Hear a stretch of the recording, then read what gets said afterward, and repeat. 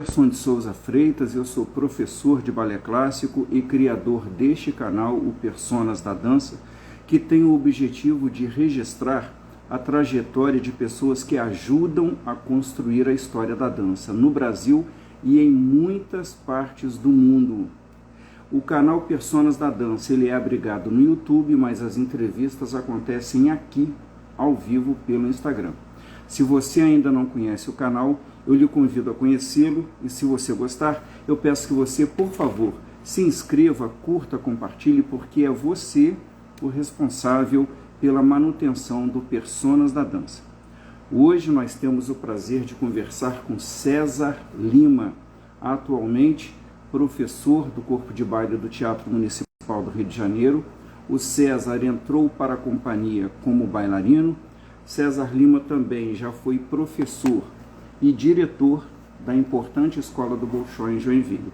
Ou seja, temos bastante história aí. Agora eu vou mandar o convite para o César, que já está aqui, já assinou, para o César entrar e falar da sua história para a gente. Estou mandando esse convite, não está indo. César, será que você pode pedir para participar da live? Eu lhe agradeço. César Lima atua há muito tempo dentro da dança acadêmica, como bailarino, como professor, e sempre dando uma boa resposta ao público aquilo que lhe é pedido. Vamos aqui, César.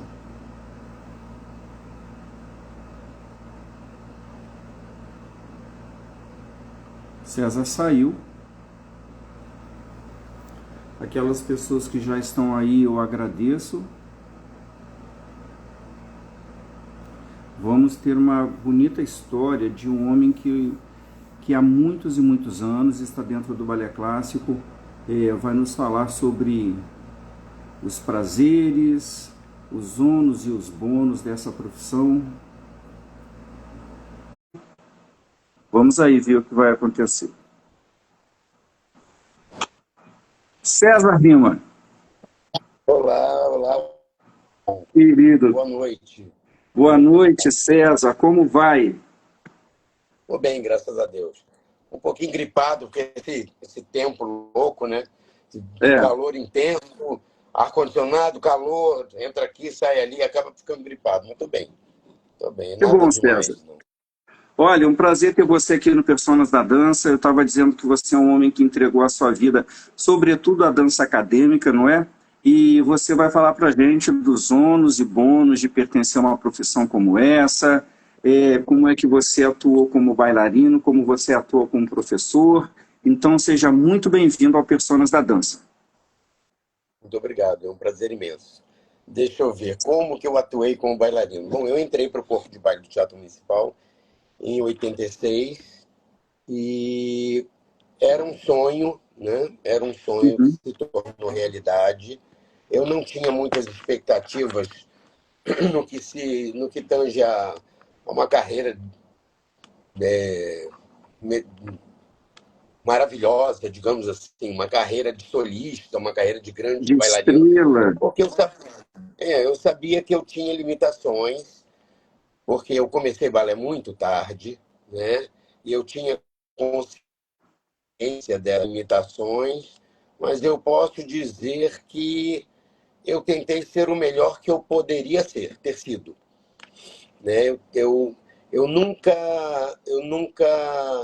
negligenciei o meu trabalho nesse sentido. Eu sempre tentei ser o melhor possível, né? Entendi que não era o suficiente para ser um grande bailarino. Eu ouvi isso em diversas vezes, com muito respeito, as pessoas me falavam isso, e eu sabia, eu tinha consciência, não era uma coisa, não era nenhuma novidade para mim, né? Isso nunca te chateou? Escutar que você Não, não seria um primeiro bailarino, digamos assim. não, eu não tinha vamos dizer, a minha era ser o melhor possível. Então, assim, eu costumo dizer que eu não gerei frustrações porque eu não tive expectativas além das minhas possibilidades. Eu tinha uma filosofia assim de o que vier é lucro, tudo Uhum. que for possível será lucrativo. Então, se Aham. era ser a última fila do corpo de baile, eu estava lucrando. Se era ser, também estava lucrando, entendeu? Então, assim, que bom, né? Que bom que foi assim, porque isso não me causou danos colaterais emocionais nesse sentido, Sim. né? César, mas você, para chegar ao corpo de baile, você estudou com algumas pessoas. Onde que você Ah, começou seus estudos? Com quem? A gente está ficando. eu costumo dizer que a minha sorte, por ter começado velho, né, entre velho, mas começado tarde, que a minha sorte foi ter começado certo. Porque eu digo que um bailarino, quando ele está em formação, é como um caderno em branco, onde você vai escrevendo os textos.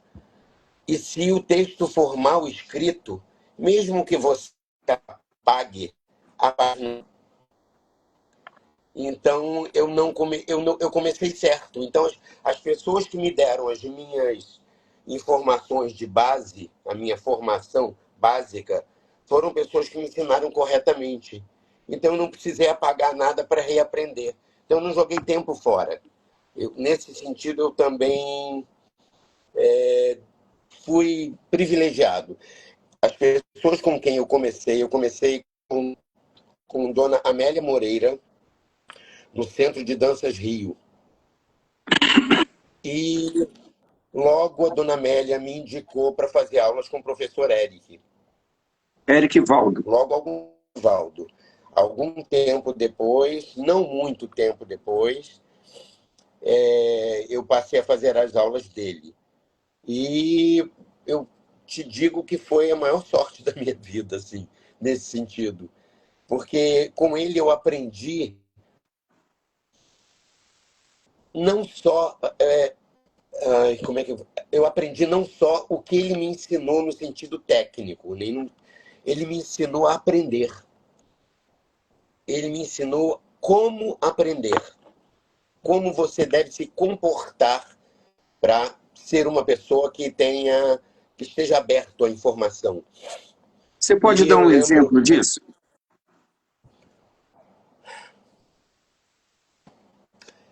uma vez eu eu fazia parte de um grupo que era o grupo de danças Rio e ele estava montando um balé que era um concerto de Vivaldi, e era um Uhum. balé abstrato.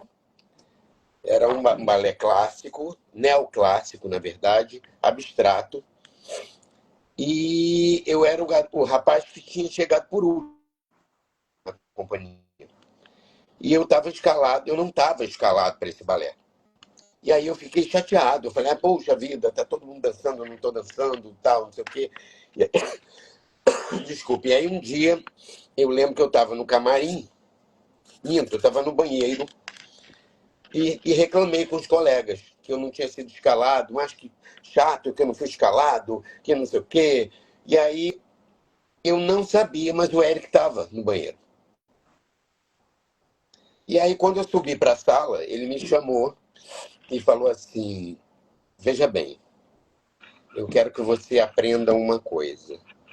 Sempre que você não for escalado para participar de algum balé, aqui ou em qualquer outro lugar onde você possa vir a ser bailarino, eu quero que você entenda que a pessoa que não te escalou porque você não está pronto para aquele lugar, naquele momento.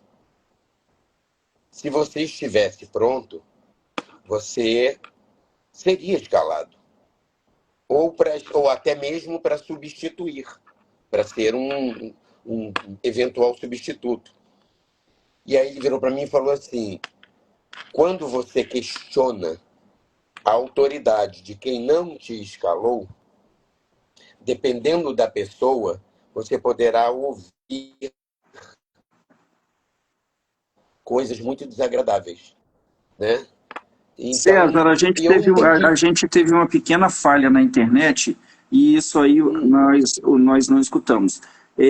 Você poderá ouvir o quê de quem não lhe escalou? Você poderá ouvir coisas desagradáveis. A Uhum. pessoa para quem você vai estar questionando o fato de ser ou não escalado pode vir a te humilhar, te tratar com desprezo, pode ser uma pessoa grosseira, né?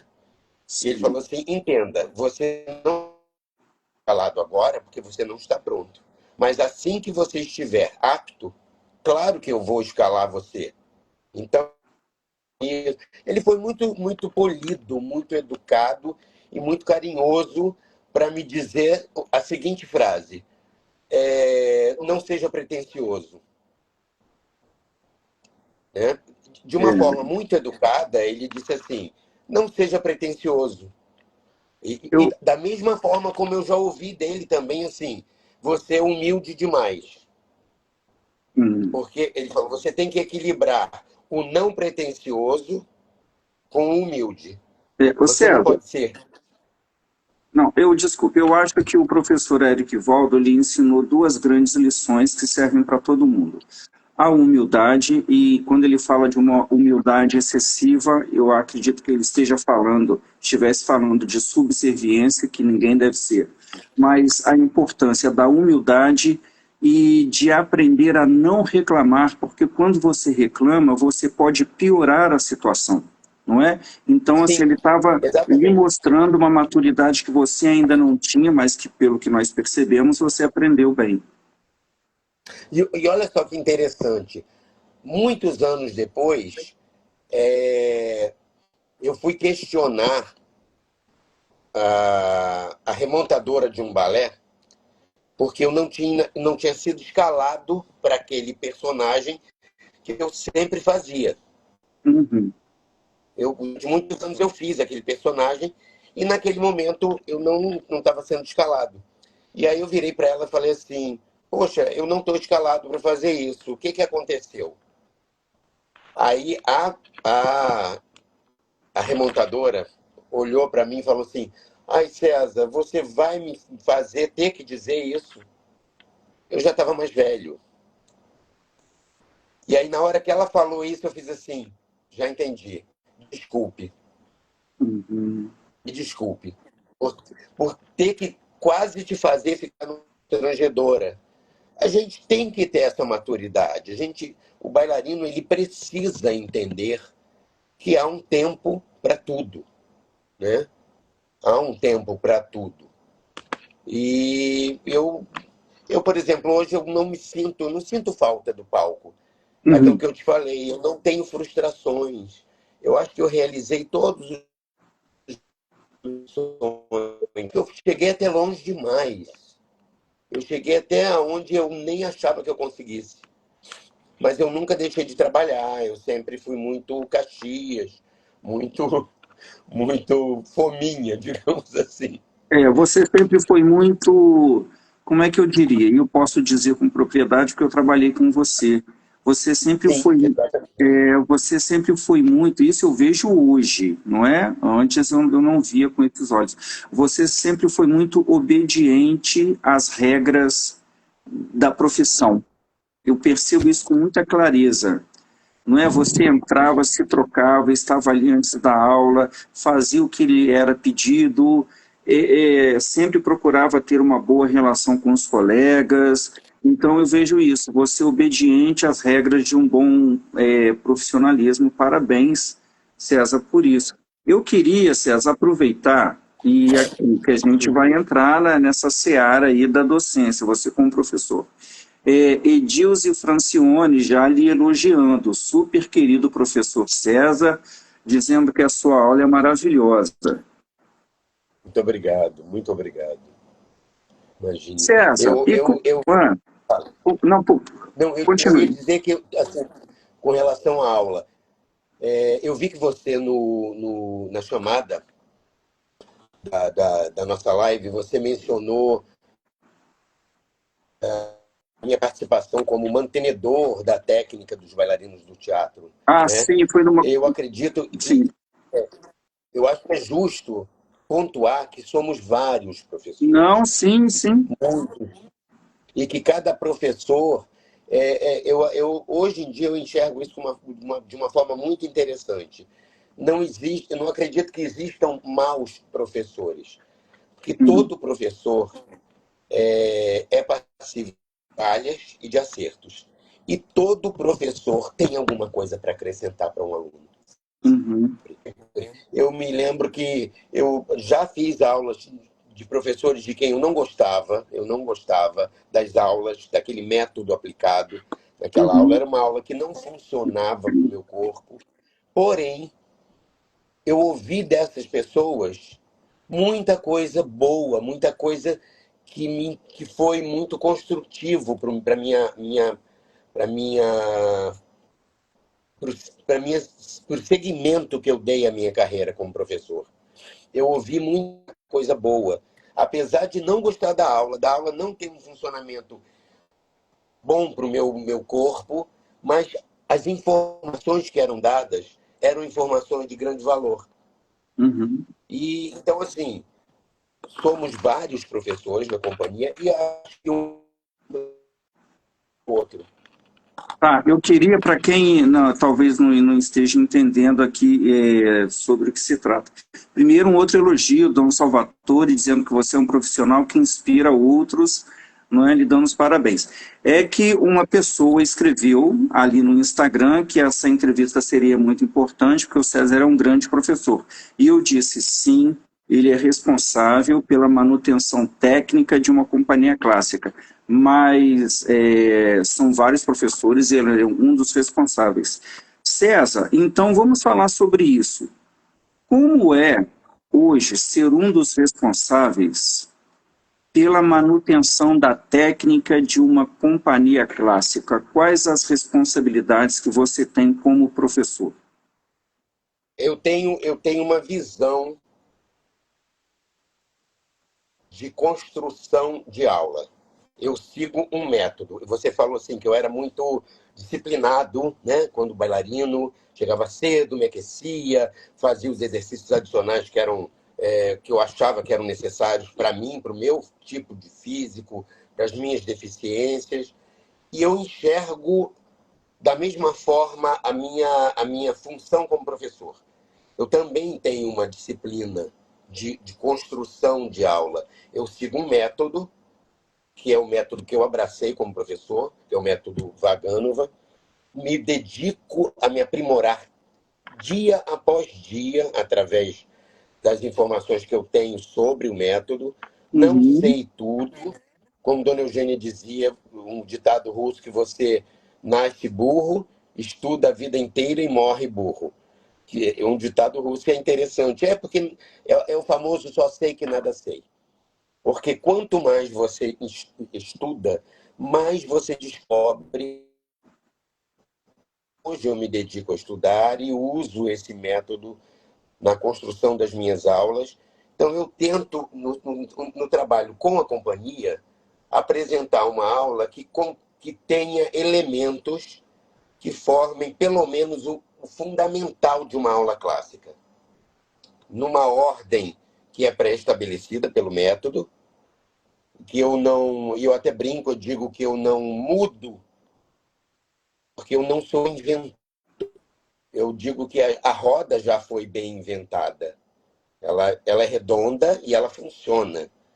Então, eu não vou inventar uma roda triangular só porque eu queira me transformar num reformador ou numa pessoa que trouxe uma novidade ineficaz. Porque eu acho que é ineficaz. Se funciona, por que não? Né? Uhum. Eu não quero ficar.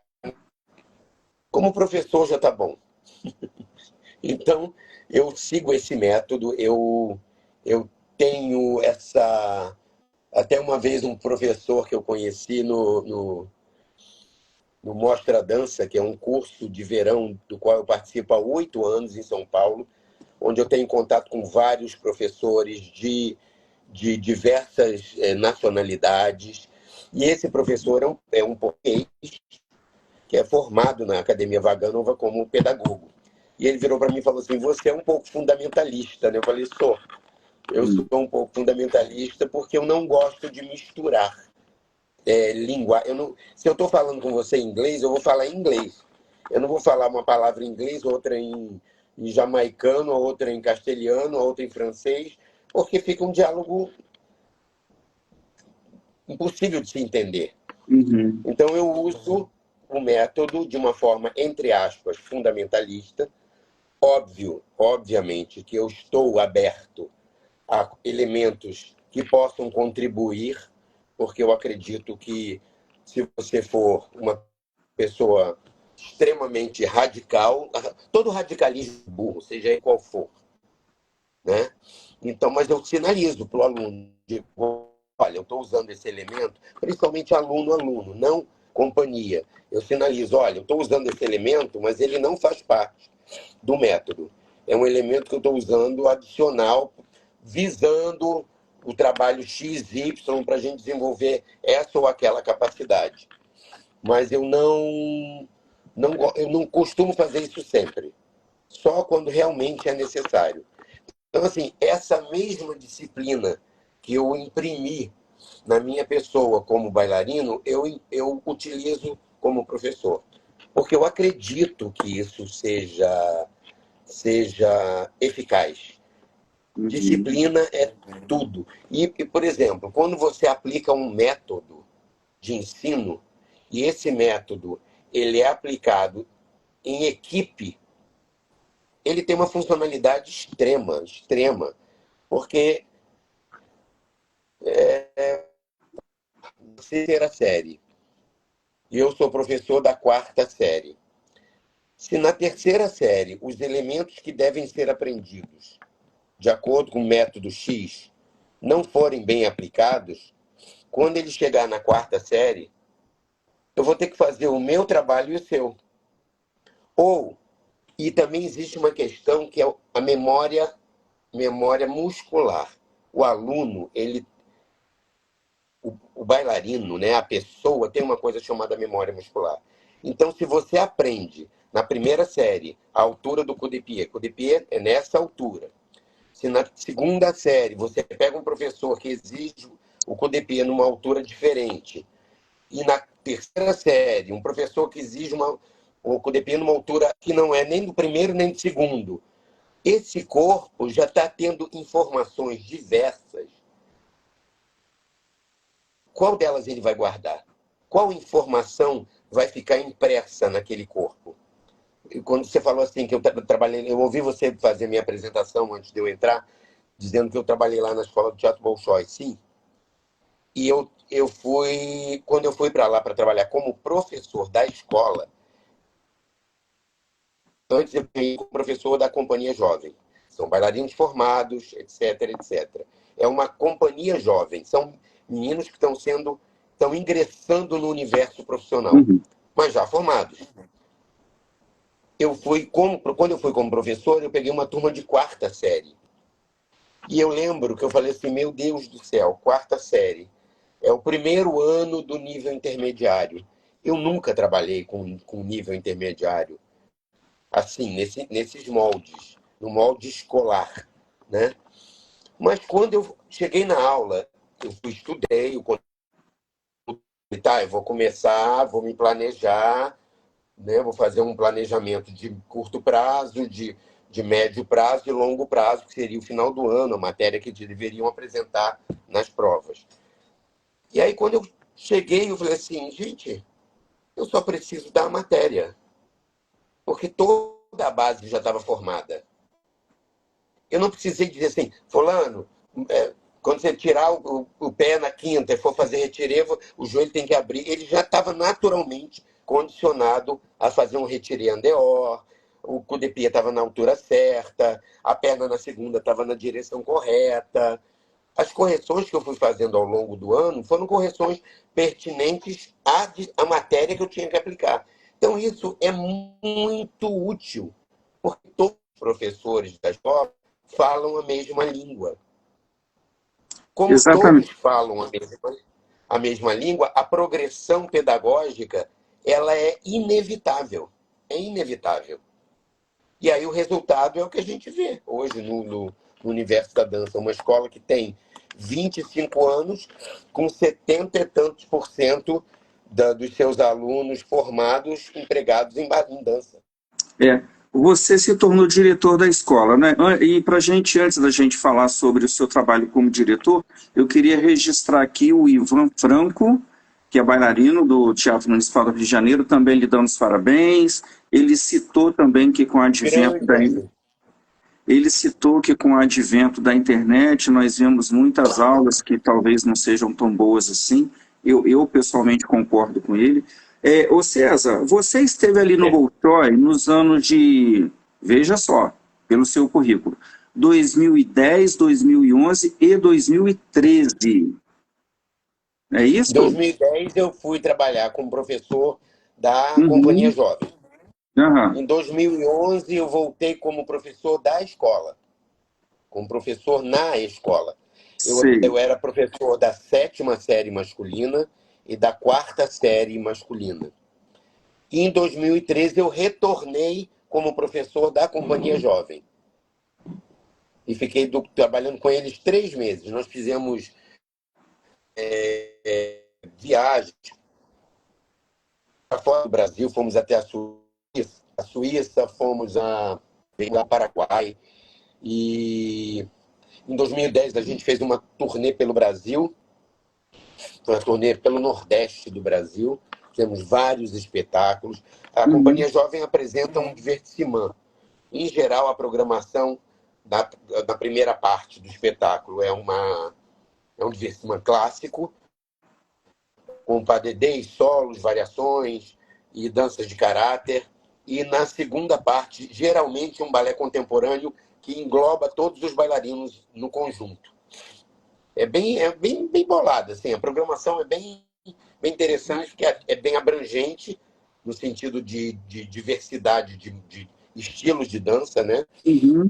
E mostra o potencial de todo mundo da companhia. Eu acho É. bem bolado. Eu queria aproveitar esse gancho aí. Antigamente, César, bem, não tanto lá atrás, mas lá atrás as Não tão companhias de dança. antigamente. Hã? Não tão antigamente. As companhias de dança clássica dançavam balé clássico, ponto. Hoje as companhias estão abertas, é um leque maior, e eu queria a sua opinião sobre isso. Como é que, para você, isso influencia os bailarinos, eles serem obrigados, querendo ou não, a dançar vários estilos? Eu particularmente, quando eu era bailarino, eu era meio obtuso com relação a isso. Eu não me via dançando contemporâneo, eu não gostava.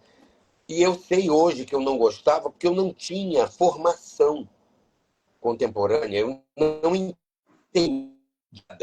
Eu ia fazer uma queda, eu me machucava, eu batia, porque eu não sabia cair, eu Uhum, não sabia me movimentar naquele estilo de dança. Então, hoje, se eu voltasse no tempo, hoje eu me dedicaria a aprender mais sobre a dança contemporânea no meu corpo, para que eu pudesse dançar com mais prazer. uhum, E como eu vejo isso hoje, eu vejo com muito bons olhos. Eu acho que isso amplia dos bailarinos, porque e principalmente nós, o Wanderson, nós brasileiros, que em geral não temos aquele físico pré, pré estabelecido para balé clássico. Não é que não seja pré-estabelecido. É porque existe um engano aí entre as pessoas que acham que o método Vaganova só se aplica a físicos específicos. O método físicos que aceitem a formação de balé clássico. Não precisa ser a Zaharova para estudar balé clássico. Você pode ser uma pessoa com um físico normal. Lógico que há limites. Até me perguntaram uma vez assim: você acha que o método Vagano vai adequado para físicos brasileiros? Eu falei: olha só, a gente tem uma escola de formação que trabalha, que atua no Brasil há mais de 20 anos com físicos brasileiros. E formam bailarinos e eles dançam em companhias pelo mundo inteiro. inclusive Então, companhias essa russas. pergunta. Eu falei, então, isso já responde a sua pergunta. O método não foi feito para um físico específico, ele foi feito para a gente. Agora, quem não tem, por exemplo, quem é andedã, sem querer ser pejorativo, quem é andedã vai ser andedã no método francês, no método cubano, no método. Quem é andedã, ponto, acabou. Então, ele não vai atender a pré-requisitos em método nenhum, seja lá o método que for. Né? Agora, eu vejo com bons olhos essa questão do contemporâneo, porque as companhias no mundo, hoje, todas elas, até mesmo as, entre aspas, grandes companhias clássicas, têm um repertório contemporâneo. Um vídeo de uma menina que foi aluna lá do Bolshoi, que se formou um ano depois que eu estive lá, que eu tenho muito apreço por ela, muito carinho, a Carol Machado. Ela está no Mikhailovsky, em São Petersburgo. O diretor dela é o Nacho Duato. Uhum. Eles têm um repertório clássico imenso, dançam todos os balés do repertório clássico e dão debates por ele. É uma linguagem contemporânea que lança a mão da técnica clássica, com certeza absoluta, mas é uma companhia tradicionalmente clássica, que tem um repertório contemporâneo e também um repertório que eles dançaram essa semana, se não me falha a memória, hoje é segunda. Acho que ontem eles dançaram 2 récitas de Bela Adormecida e sábado tiveram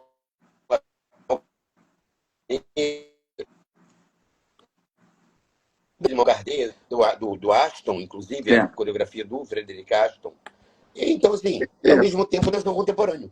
E daí, qual o problema? Eu acho isso ótimo. Isso amplia. Porque você tem uma companhia, às vezes, um bailarino, que não é esplêndido bailarino clássico, mas ele é um excelente bailarino contemporâneo. E vice-versa. Às vezes você tem um bailarino que não é um excelente bailarino contemporâneo, mas é um excelente bailarino clássico. E ele vai estar em cena tanto quanto o outro. Porque existem oportunidades para todos. Eu acho isso é. inteligente. É aquilo que eu te falei. Todo radicalismo é burro. E quando você imagina não, quando você chega à conclusão que é até óbvia de que a dança ela é um veículo de expressão de sentimentos, de emoções, ela é arte, ela retrata a vida, ela abre espaço para reflexão ou apenas para o entretenimento, aquela pessoa ela deve emprestar o seu corpo à arte, independente de um desejo pessoal. E hoje eu recebi, por uma coincidência, uma foto de Irene Orazen, Irene Orazen, professora, maître do Teatro Municipal do Rio de Janeiro, uma foto do Uma balé querida colega, olha, é uma pessoa que ama o que faz. E ela transmitiu isso para minha geração. E até hoje ela está lá firme e forte, sabe? Fiel ao que ela acredita. Eu acho isso fantástico, sabe? Ela é um exemplo, é, um exemplo. a Irene me mandou uma foto de um balé chamado Maple Leaf Rag, da Martha Graham, onde eu dancei. E eu me lembro que nessa época, César, a companhia não ficou muito satisfeita porque passamos alguns dias fazendo aula de dança moderna com os Ah, dois remontadores. E aí houve aquele mal-estar, as aulas de dança moderna foram interrompidas e voltamos a fazer aulas de balé clássico.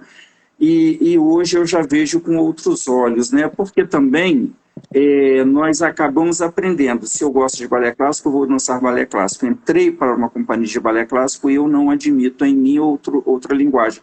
Mas temos que abrir esse pensamento, né, César?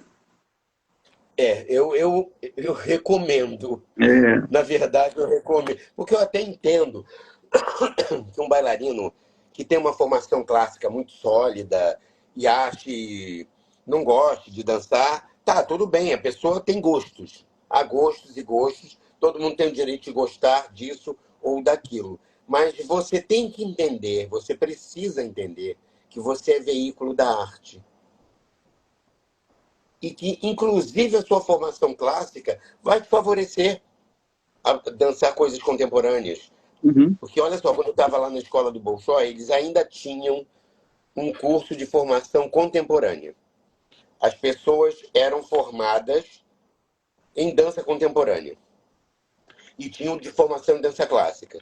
E eu me lembro que quando os meninos do curso de dança clássica dançavam coisas contemporâneas, Uhum.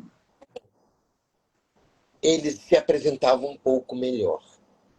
Hum. Porque toda a forma do que eles faziam era mais nítida, era mais clara, era mais limpa. Porque eles entendiam que aquele movimento que eles estavam fazendo tinha alguma ligação com o que eles aprenderam na dança clássica. Então, não tinha equívoco, não tinha ruído na execução da coreografia, não havia ruído, Uhum. né? Era muito claro, tudo era muito bem desenhado. E, inclusive, eu falei que eu achava que o pessoal do curso de dança contemporânea, ao invés de ter 2 aulas de dança clássica por semana, deveriam fazer aulas de dança clássica mais vezes por semana. Mesmo que que a intenção deles fosse se formar contemporânea. Ok, você quer se formar em dança contemporânea, mas você vai ter que fazer dança clássica. E eu falei, inclusive pontas. Inclusive pontas. Porque existem pessoas. Eu acho que a gente tem um lag aqui. Oi? Eu achei que nós tivemos um lag, tivemos uma que caiu o sinal. Não, esse sinal está caindo desde o início da entrevista. Ô César, e você deu aula para algumas companhias de dança, não sei se você está me escutando bem, de dança contemporânea, Débora Coker, Focus, né? Sim, sim, sim. Dança clássica. Eu dei aula de dança De clássica. dança clássica. Porque é, Então eu queria lhe perguntar, o que que você, César, enquanto professor, é, bailarino, o que que você espera de um bailarino hoje? Aquele ser que se propõe a dançar de uma maneira profissional. O que que você espera dessa pessoa, até antes do bailarino, dessa pessoa? O que que você espera? o que eu espero dele é dedicação. É dedicação ao seu trabalho, honestidade com o que faz. Porque eu acho que a dança. Eu ouvi isso uma vez da caminhada e eu achei incrível. Ela falou assim: a dança não aceita ser amante, ela não aceita ser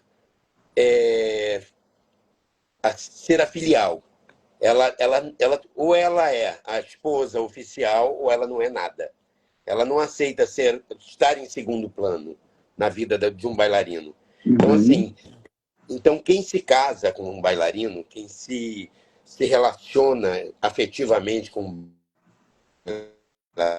essa profissão exige isso. Por isso que muitas das vezes bailarinos só se relacionam afetivamente com bailarinos, porque é mais fácil de entender a dificuldade que é a vida daquela pessoa. Não estar no final de semana em casa, não poder sair para jantar, não poder sair para ir a um cinema, porque no dia seguinte tem espetáculo, porque no dia seguinte tem aula, ensaio o dia inteiro. Esse entendimento da vida do bailarino que precisa, de fato, se dedicar, se ele quiser honrar o título que lhe é dado, né? Ele tem que fazer isso. E quem comunga com ele da vida dele precisa estar atento a isso, precisa estar sendo um companheiro nesse sentido. Né? A companhia não se dá só quando ele está em casa, se dá quando ele está na sua vida profissional, porque ele vai precisar desse apoio. Né? Vai precisar desse apoio do seu companheiro, da sua companheira. É muito, muito difícil. Então, acho que só bailarinos entendem bailarinos, às vezes, não sempre. Claro que há exceções. César, vamos abrir aqui uns parênteses para algumas participações. Ó, a Cíntia está dizendo que é uma grande alegria ouvir este bate-papo sobre dança e sobre as vivências de um bailarino, um grande privilégio, sobretudo para ela, que não é bailarina, Ela, mas viveu o balé a vida inteira. sim, ela tem uma de passagem, né? A E é uma Cleide diz, queridona. Cleide dizendo que você é um professor maravilhoso, que a neta dela gostou muito de conhecer as suas aulas lá no Baletarde. Baletarde é uma grande escola do Obrigado. Rio de Janeiro, do Rômulo Ramos. César, o que, que eu ia lhe perguntar aqui?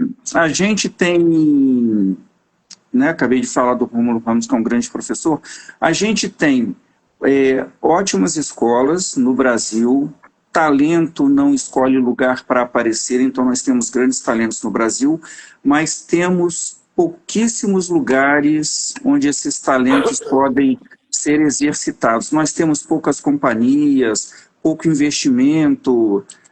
Como é que se resolve isso, César, para você? Ou não se resolve mais? Olha, eu não sei, sinceramente, é uma pergunta que é difícil de ser respondida. Às vezes eu acho que não há mais solução, às vezes eu acho que pode ser. As companhias independentes que existem hoje, né, que não são. Tudo bem, você tem companhias contemporâneas, como a Débora, como o Focus e outras. Companhias de dança clássica a gente quase não tem, né? Não existe mais. A única que ainda mantém alguma tradição é o Teatro Municipal. Alguma coisa ainda se mantém, viva por aqueles que tiveram vivências e referências que ainda estão lá. Essas pessoas ainda defendem um pouco essa. Porque a gente sabe que dança clássica é tradição. É a É tradição. totalmente tradição. Não há como não ser. Eu estava lendo um livro sobre a vida do Alexander Pushkin, que foi professor do Nureyev, do Baryshnikov, e até hoje na escola Vaganova, todo ano, no dia do aniversário do Pushkin, eles fazem uma aula pública com a turma masculina de formandos, e é o acontecimento da escola, né? Porque o Alexander Pushkin ficou sendo historicamente conhecido como o grande professor masculino, de técnica masculina da escola Vaganova. Então, eles, todo ano, no dia do aniversário dele, eles fazem essa aula pública e divulgam e recebem visitantes para assistir, enfim, enfim, enfim. E isso é guardar a memória. Quando você guarda, porque eu costumo dizer o seguinte, Wanderson, quem nega sua existência, quem nega sua origem, nega sua própria existência. Sim. Se você me perguntasse com quem você estudou e eu dissesse assim, eu estudei sozinho. Não, não estudei sozinho. Uhum. Então não seria ninguém, porque ninguém é filho de chocadeira, falando de uma forma Uhum. bem popular, Uhum. né? É, Quando você... Porque assim, você tem que ter vindo de algum lugar. Porque não existe autodidata para balé. não. Balé é uma coisa que é transmitida de pessoa a pessoa. É um contato pessoal. Uhum. Hoje você tem aulas online, ok, tá, beleza, tudo Mas que não bem. substitui uma aula presencial nunca. Nunca, nunca, de forma Nunca. alguma, porque o olhar de quem está sentado, olhando as pessoas fazendo os exercícios, é diferente de quando você vê através de uma câmera. É completamente diferente. Às vezes, na sala, eu transito entre os alunos fazendo os exercícios para olhar de outro ângulo, para ver de outro ângulo. Porque, às vezes, esse ângulo daqui da frente te engana. Você precisa ver de outros ângulos. Tudo bem, esse ângulo é o ângulo que o público vai ver. Tudo bem, ok. Mas aula é aula. Aula não é espetáculo. Aula não é coreografia, aula não é ensaio. Aula é aula. E eu falo para os alunos, toda essa exigência técnica que eu tenho com vocês, ela acaba quando a aula acaba. Porque quando vocês começam a ensaiar, a exigência é outra. É artística. Porque tudo que a gente aprende na aula é um veículo, é uma ferramenta para que você possa se expressar como artista. Se você usa a sua técnica somente como técnica, você não está dançando, você está se mexendo. Para Aí não é você, arte. Pedro, não.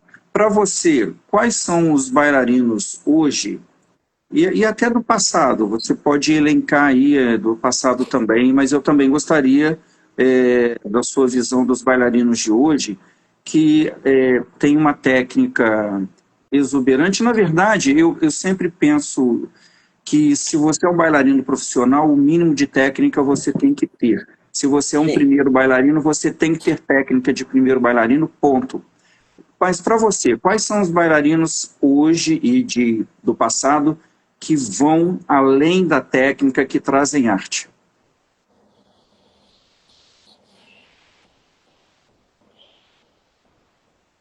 Olha, Wanderson, assim, eu não posso te responder plenamente, porque eu não tenho acompanhado completamente os espetáculos do Balé do Teatro Municipal.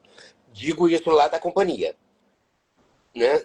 Mas eu acho que existem lá na companhia, como eu trabalho com eles em aula, sala de aula, né? E é aquilo que eu te falei, a aula ela é um veículo de construção de técnica para que Aprimoramento, isso, para que o artístico possa ser, aparecer. como, como a Vaganova dizia, só é livre para dançar quem não precisa se preocupar com a técnica. Então, para você não se preocupar com a técnica, ela tem que estar impressa no seu corpo de uma forma automática, digamos assim, né? Mas eu vejo que existem meninos e meninas com um grande potencial no teatro hoje. Inclusive, eu acho que hoje você tem bailarinos com potencial técnico até mais fortes do que na minha geração. E assim como a minha geração também apresentava domínio técnico melhor do que gerações anteriores, porque é evolução, isso é normal, Isso é isso é gradual, natural. é normal, é de ser humano, e é em toda a Isso, área. não, sim, e o que é incrível é que você vê bailarinos russos do século XIX, e você vê bailarinos do século XX, do século XXI, e você vê essa evolução. Uhum, Isso é incrível. Né? Há não sei quantos anos atrás, era um bailarino que fazia 5, 6 piruetas, era uma coisa do outro mundo. Hoje você encontra inúmeros bailarinos, até a rodo, bailarino que faz 5, 6 piruetas. aham. E também valendo reforçar que pirueta não é sinônimo de, de técnica. Técnica É um é uma conjunto. coisa, é um conjunto. Você, às vezes tem um bailarino que faz 6, 7 piruetas e não sabe fazer um glissade. Né? Eu digo que ele engole um elefante e engasga com um grão de arroz. E aí é complicado, porque a técnica é um conjunto de coisas. Uhum. Né? E sem arte, ela não tem valor nenhum. Nenhum, É. nenhum. 5 piruetas não valem nada, porque peão também roda. E não é bailarina, é um peão. Então, Né? não te vem à mente assim alguns nomes de artistas da dança? Eu preferia não eu vou usar do direito de ficar em silêncio. Olha, o Dom Salvatore está fazendo uma pergunta aqui, ele escreveu um pequeno parágrafo, e eu vou pegar a segunda parte desse parágrafo dele. Quais os maiores desafios para a docência em dança hoje e no futuro? Olha, hoje eu acho que eu às vezes eu questiono muito isso em mim, né? Porque eu sou muito acadêmico, sou Uhum, muito voltado para a forma correta, e eu tento entender por que aquele movimento. Quando eu estudo um movimento, digo assim, e vejo, esse movimento deve ser ensinado dessa forma, dessa forma, dessa forma. Aí eu fico questionando, mas por quê? Por que ele deve ser ensinado assim? E aí eu tento analisar os motivos que levaram aqueles pedagogos a formatarem aquela forma de ensino daquele jeito.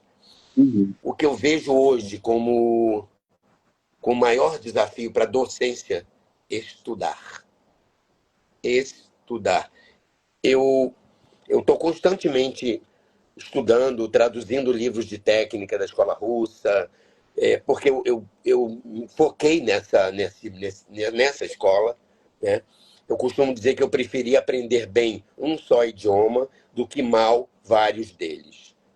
Uma vez até um colega falou, você sabe que nós somos vira-lata. Eu falei, olha, eu até entendo que nós tenhamos essa tendência, mas eu abri mão de ser vira-lata porque eu queria aprender bem uma coisa só. Eu preferi falar bem um idioma só do que vários mal. Então, assim, eu hoje vejo que a maior dificuldade dos professores de balé, né, dos professores de balé, é falta de conhecimento do que estão ensinando. Porque repetem o que aprenderam. Uhum. E às vezes o que aprenderam foi assim, ó, uma coisa aqui, outra ali, outra lá, e é tudo desconectado, não tem uma conexão. Quando eu passei a estudar o método que eu aplico, eu entendi que essa ligação é que dá estrutura, que dá consistência ao que você está ensinando. Você não coloca o pé aqui porque foi codificado que é aqui. Não, ele é aqui porque tem um motivo. Tem um motivo dele ser nessa altura. Tem um motivo dele passar por uma certa posição para que você possa atender uma necessidade técnica lá na frente. E aí as pessoas fazem assim para mim, quando eu ensino e exijo, e aí a coisa acontece. Aí tinha um aluno meu que ele brincava, ele dizia assim, que as pessoas faziam, e aí acontecia. Aí ele fala, você está vendo? Obedece que acontece. Porque tem uma lógica de ser. Eu digo assim, faz assim, porque assim você vai atingir isso. Tem um sentido mecânico, tem um estudo mecânico da posição dos braços, da posição da cabeça. Eu lembro que na coreografia do final do ano lá da escola, as meninas estavam dançando pela primeira vez na ponta. Uhum. E aí eu botei um passo para elas que fazia assim, coupé, tombé, ballonné, tanto. Coupé, ballonné na ponta. E aí uma delas não estava conseguindo fazer e falou para mim assim, professor, eu não estou conseguindo ficar na ponta na hora que eu subo. Aí eu falei assim, faz para mim. Aí ela fez, eu falei assim, quando você sobe sobre essa perna, para onde você tem que direcionar a sua cabeça? Aí ela ficou assim, para frente. Eu falei, não, você não prestou atenção no dia que eu corrigi isso. Quando você sobe sobre a perna esquerda, a sua cabeça tem que estar ligeiramente inclinada para a esquerda, virada para o epaulement aqui. Aí ela falou assim, mas isso interfere? Eu falei, claro. A cabeça do ser humano pesa em média 5 quilos, o ser humano adulto. Você está com 5 quilos direcionado para o lado onde não tem apoio. Quando você coloca a cabeça para a esquerda e está sobre a perna esquerda, o seu peso se distribui sobre a perna que você está apoiada. A outra perna está no coup de pied. Você não tem apoio. Aí ela falou, ai, nossa, como fica fácil. Eu falei, pois é, as regras do balé foram criadas para ajudar a técnica. Não é só para ficar bonitinho. O Epolimã não é só para ficar bonito. Tem o lado estético, mas tem o lado mecânico, física. É física, eu falo, ó, balé é matemática, física, química, tudo isso a serviço da arte. E aí elas acham interessante, porque eu faço essa abordagem. Porque é uma abordagem que vem de uma linha de raciocínio. Quando eu observo o balé e a técnica e o do que é Tivemos aí mais um probleminha com a internet, está oscilando. isso tem a ver com física. César, nós não Pode estamos lhe escutando. depois ficou onde travou. Eu estou te ouvindo bem. Mas para nós a sua imagem trava e o áudio também. Mas, César, você ajuda seus alunos a raciocinarem sobre a técnica e eu, como professor, eu sempre digo para os meus alunos, o balé começa no cérebro primeiro, depois vai para o corpo. Eu queria perguntar a você, algum arrependimento, César, de ter entregue sua vida à dança? Nenhum. Nenhum. Eu faria tudo de novo. Tudo, tudo, tudo, tudo. Sem menor arrependimento. Eu não tenho arrependimento nenhum. De maneira alguma. O balé me deu tudo o que eu tenho. Tudo, tudo. meus amigos, minha vida, sabe? Tudo, tudo. O balé me proporcionou inúmeras alegrias, inúmeras alegrias. E eu respeito muito, muito quem respeita o balé. Que eu acho que ele está acima de qualquer um de nós. É uma instituição por si só. O balé é uma instituição É uma instituição por si. Ela não precisa secular, de mais né, ninguém. César? Eu também eu costumo dizer para os alunos, olha, quando nós nascemos, o balé clássico já existia, nós vamos morrer, ele vai continuar existindo, então é muito importante esse cuidado com algo que hoje, né, dura muito mais que nós. César, eu Diga, gostaria de lhe agradecer mais uma vez pela sua participação aqui no imagina. Personas da Dança. Eu gostaria de dizer que eu tive esse prazer de dividir a sala e o palco com você durante 4 anos da minha carreira. Eu aprendi muito com você através da observação. Você realmente é um profissional que nos ensina o profissionalismo. Então, muito obrigado por isso, parabéns pela carreira Imagina, eu que e agradeço. já Foi um acabou. prazer imenso estar aqui com vocês. Um beijo. Tudo de muito bom. E agradeço aqui as pessoas que participaram aqui, que assistiram. Também, César, um grande abraço para você, tá? meu querido, muitas alegrias para sua vida sempre. Você Muito merece, obrigado. você é merecedor. Muito obrigado. Tchau. Tchau, tchau.